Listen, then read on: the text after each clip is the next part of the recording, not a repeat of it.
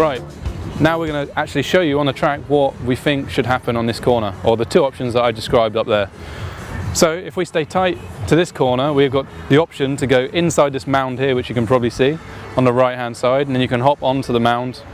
Nice, safe, easy, direct route, but maybe not the fastest. The fastest one, which I will probably be trying to do, is you come into the corner but run a little bit wider, maybe out here somewhere, and then you'll be shooting your way up to the hump, and trying to jump over the second one.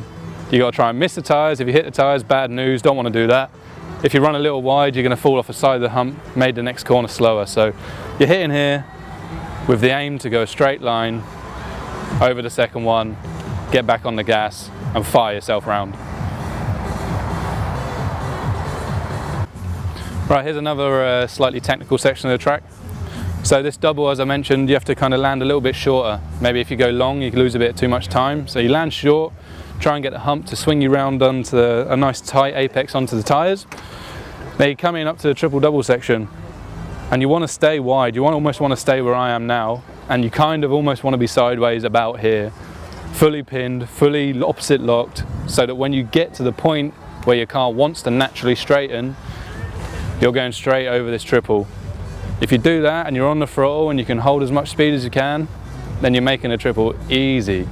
But if you come a little bit too tight, think you can do like an electric style line where you can come in and punch it, it's not going to work, and you're going to case the third one, or you're just going to go double single. So, you know, try and stay a little bit wider and then you'll be fine. So now we have the log section, the old section of the track like we spoke about again. And I think from up there it's hard to actually distinguish how high and the different levels of these logs there are. So we'll start, there's quite a high one. This is the end of it obviously, so I'm going backwards. There's a couple of high ones at the end, it dips down, it comes back up again, it dips down again, comes back up. And there's a lot that could kind of catch you out. I think if you run, you know, if you run in the dust, it's pretty smooth, but you don't want to be out there. So if you stay on the tight line, it's a little bit bumpier, but you're going to be set up better for the next corner and not out in the dust. So yeah, you know, it's pretty tricky, but should be fine. Right, I thought I'd just show you guys the surface. The surface here is really unique in Reims. It's a strange chalk type surface. It really seems to hold moisture, and as you can see, it almost looks stony. But apart from the obvious brown stones, this is just chalk that's kind of eroded its way into kind of a stone-like material, stone-like look. But it's actually quite soft, and the track temperature stays really cool. I think it's because it's so white, it reflects the sun a lot.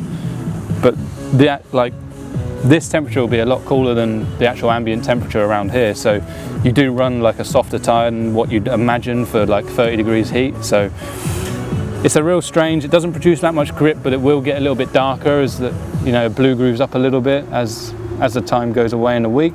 But I'm not really sure what's going to happen. I haven't been here when it's been hot, and anything can happen at the Euros. I mean, it's one of them events where tracks do what they want, and this one seems to be a living organism. So, you know, if you've got to keep on top of it, keep the tyre choice right, and hopefully we'll get there.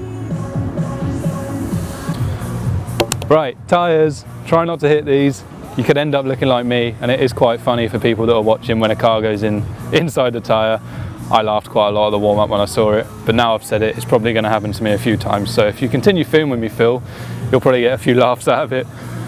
But the idea of these is to stop you cutting the corner, and they do a really good job of that. Sometimes they can be a little hard to hit, but you know, they're rubber and you should bounce off and not break anything. It just costs you a bunch of time. So during qualifying, stay away from these bad boys. In the final, maybe you want to be a little bit more risque and get a bit closer to them, or try and jump over them. But then that's your choice, and the consequences might be quite big, but you know, should be good. All right, this is the double right at the end of the lap, the bobsleigh section as we're now calling it, because you can use the berm off the hump on the way down to throttle you around that corner. So as I said, the jump is quite a kick. You'll probably get about this much height, and as you land, you really want to be on this section on your full lock right, and you carry the natural curvature of the earth and come in, and you can proper hook around this corner. If you get it wrong and maybe you land a little bit too tight to the corner, as you can see, it's pretty flat here, so you've got no extra help from the hump that allows you to get through this corner. This is where you can make a lot of time You can whip it as well, be a little bit supercross with it. Actually helps you to set the car up onto the hump because you have to land at a bit of an angle. Get on the throttle, get on the gas, moving fast, carry on.